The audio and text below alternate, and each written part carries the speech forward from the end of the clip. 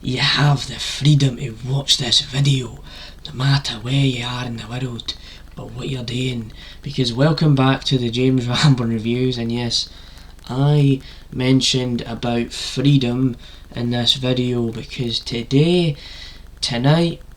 whenever you're watching this, I am finally going to be reviewing the movie Braveheart 1995, and I've tried to show it in the background there when I watched it on Disney Plus last night, and I did watch it a couple of times. I watched it on like Saturday night, then watched it again on Sunday night, because it's a kind of movie where I think it deserves to watch a couple of times, because it goes over all these different events, builds up a storyline, it crescendos itself into a finale. So there's a lot of that stuff where you want to really fully digest the film, and to be able to review it you need to really give yourself that chance to understand the messages, and that's absolutely what I was doing. And what you need to know is the reason why I have decided to watch Braveheart, it's because it's one of these films where it's been on my movie list for so long, and as someone who is a Scottish person, it does feel a bit weird that I've never fully sat down and watched the movie Braveheart from start to finish, and that changed when obviously I watched it a couple of times now.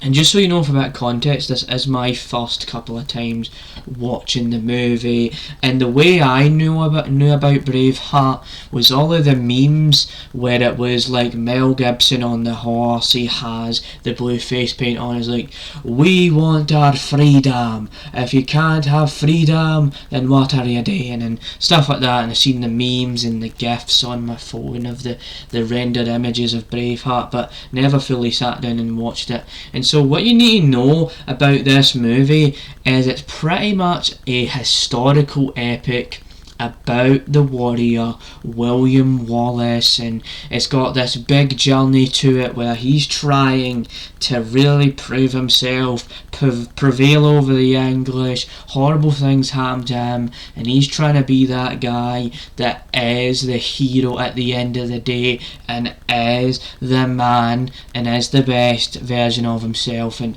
all of these themes about the hero's journey, taking down evil people, getting that send off, and getting that final real reason for why you have done what you have done in the first place, and all of these types of things. The movie's on for 3 hours, just about 3 hours. And what I will start off by saying is that as I watched this movie a couple of times, the biggest thing that I noticed is that Mel Gibson has the best Scottish accent throughout this entire film. I'll be honest that he is the best actor in the movie, and I'll have to be honest that when they were talking in this movie, you can tell that when it goes to the parts of the film where you have the characters that are originally from Edinburgh and stuff, they sound Irish, so they don't exactly sound like they are exactly from Edinburgh. So there are some inaccuracies with certain things, but I'll say that Mel Gibson steals the show for me. He's got this passionate accent, a really good acting performance, and I have to be honest as well, the battle scenes are just amazing in this movie.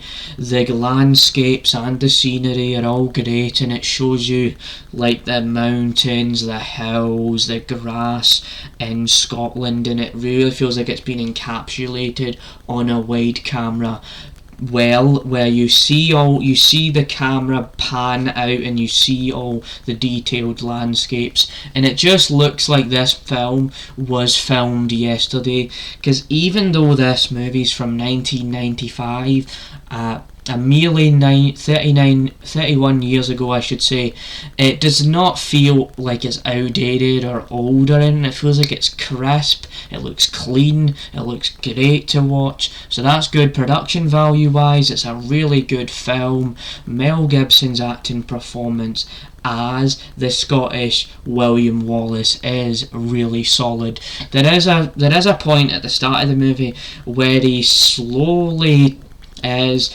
trying to figure out the Scottish accent, and then as you get deeper into the movie, he just hits a point where the Scottish accent sounds so good, and you could probably say, and he probably did actually have to speak the Scottish accent when he was on set for the film and all of that, so all of that type of thing feels authentic, and it feels like he actually went out of his way to sound as Scottish as possible. His speech throughout the movie about the freedom and how if you can take our lives then we can have our freedom and stuff like that, and you just feel that there's something about his accent and something about his performance. It's like, you know what, he is a patriotic Scottish character and he's actually putting on a good performance. So I've said all of that. I like the battle scenes.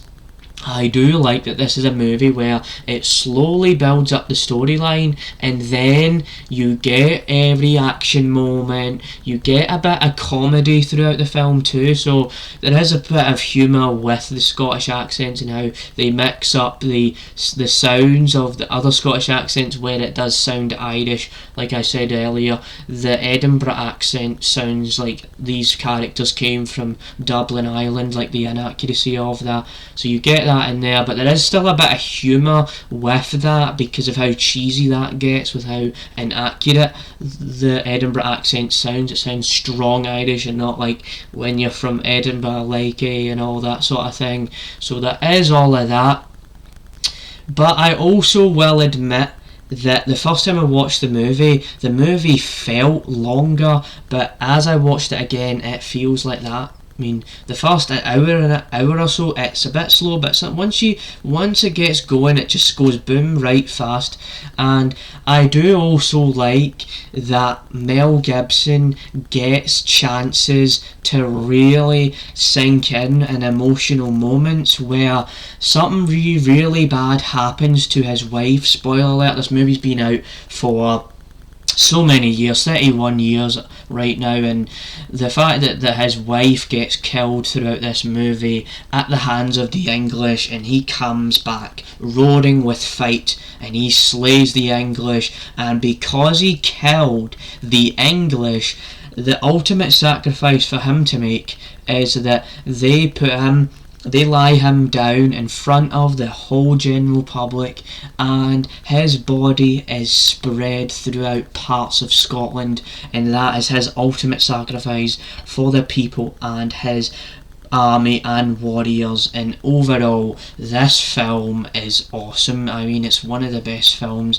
I think I've seen in a while, and you can say that about a lot of older films. There's always a magic to it, there's always a certain charm towards older films. There was something about older films, a bit of magic, a bit of spirit to it. And another thing I like about this movie is the soundtrack.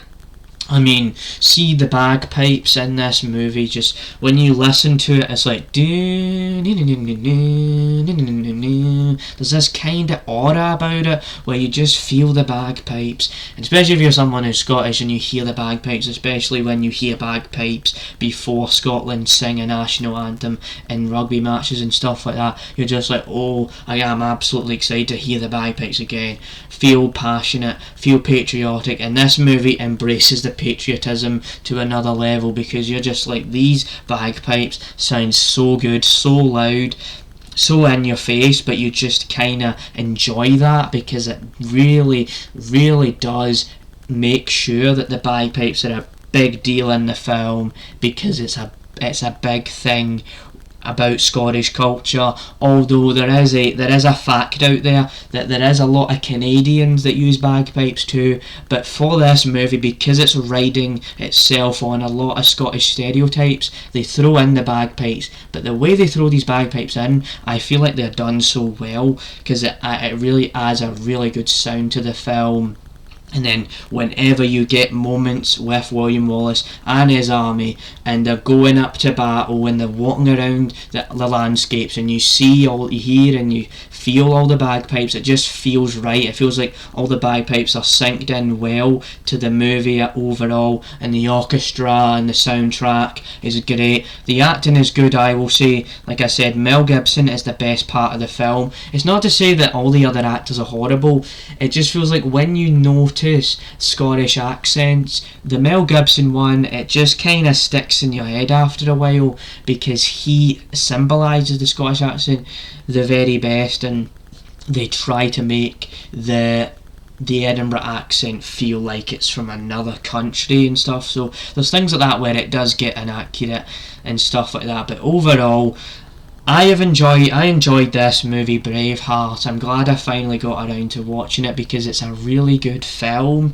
Sure, there are imperfections I've pointed out, but it gets a lot of stuff right in terms of enjoying a movie, in terms of a movie as a whole, how you structure a film and how you go about kind of making a movie have the action and the music. It does all of that pretty well. So overall, I'm going to give Braveheart to 1995 a 9 out of 10. It's a really good film. There's just a couple of things in there that if you watch it again, you'll notice it pretty quickly, with the Scottish stereotypes and, you know, trying to completely make the Edinburgh accent sound like it's from a different country in the UK. Then you could say that it's probably not a 10 out of 10, and it absolutely is not really a 10 out of 10, but it does get enough right for me in a movie enjoyment experience that I can say it's one of my favourite films now. So yeah, overall that's how I felt about the movie. I tried to make this thorough and